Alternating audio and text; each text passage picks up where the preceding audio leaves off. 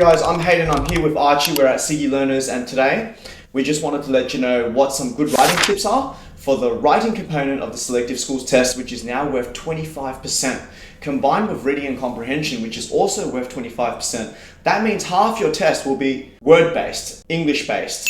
Now, so our first tip, answer the question. If it is a writing stimulus prompt, it's so important to follow the instructions. So for example, if the task was to write an information report on lions, then we don't want to attack that task in full creative writing mode and start giving us fan fiction on Lion King. It's not going to work, right? We need more factual writing if that's the prompt. Our second tip today is that you have to plan your response, especially at this level or just getting started on this type of writing. Now think about it this way, right? You wouldn't start a race not knowing where the finish line was, because there's a chance that you'll maybe finish, but there's a far greater chance that you'll end up 100 meters in the wrong direction with no idea what to do. When you read your question, having decided what you want to talk about, you have to plan out an introduction, a middle with a complication, and an ending. And the ending is hugely important. It's going to be the final thing that the marker reads before they're done. It'll be your last impression and your best chance to make your story memorable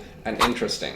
So plan it out, think it through before you write it. Tip number 3 is, if you've been given a creative writing prompt, I would ask you to hone your imagery and to incorporate imagery. The reason being is you want to transport the reader into the world you're trying to create. Here's another example. Basically, this is one of my favorite writers. His name is Ray Bradbury, and he wrote Fahrenheit 451. I'd like to show you how he assaults the 5 senses. Over here, this is the start of Fahrenheit 451. It was a pleasure to burn. It was a special pleasure to see things eaten, to see things blackened and changed. With the brass nozzle in his fists, with this great python spitting its venomous kerosene upon the world, the blood pounded in his head, and his hands were the hands of some amazing conductor, playing all the symphonies of blazing and burning to bring down the tatters and charcoal ruins of history.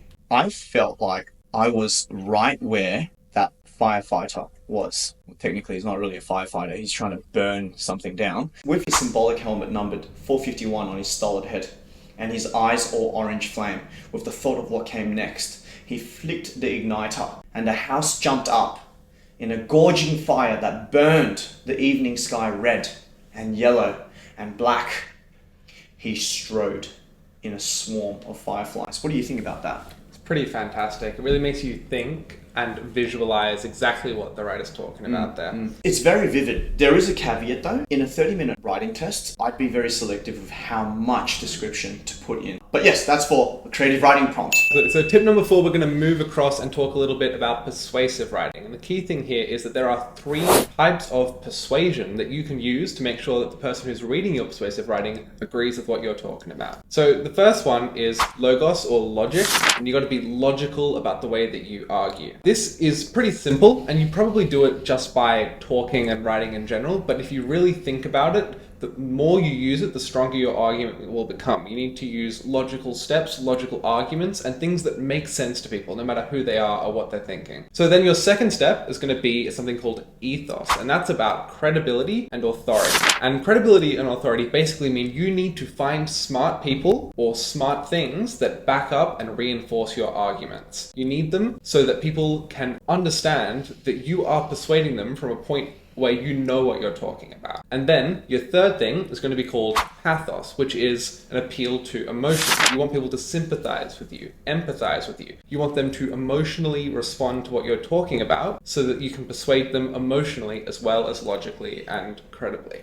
So if you combine all of those into one piece of writing, you'll end up with a really strong persuasive argument. Hayden here, for example, huge fan of space colonization.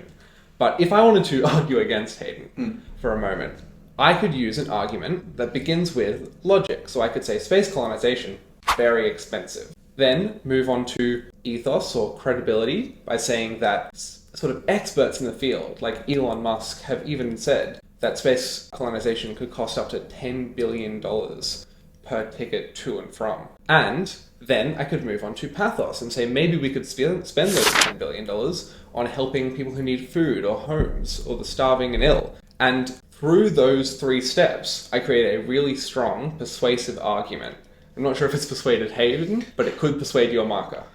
I find it really ironic and hilarious that you're using Elon Musk's stats against what he wants, which is space colonization. And tip number 5 is about clarity. It's so important to have clarity when you're writing. So for instance, the misplaced comma, the missing full stop, the grammatical error, sentences that always start the same way, it just does not allow the reader to flow through your response. I think it's so important that we refine each sentence that we put down to paper. We just want the marker to read easily through your response. It's just an indicator that you're a good writer. That is that, guys. We are tutors at CE Learners. And if you're interested or want to know how to apply the things we've talked about, you're welcome to come here. And claim a free lesson, basically. And that is that. Thank you so much.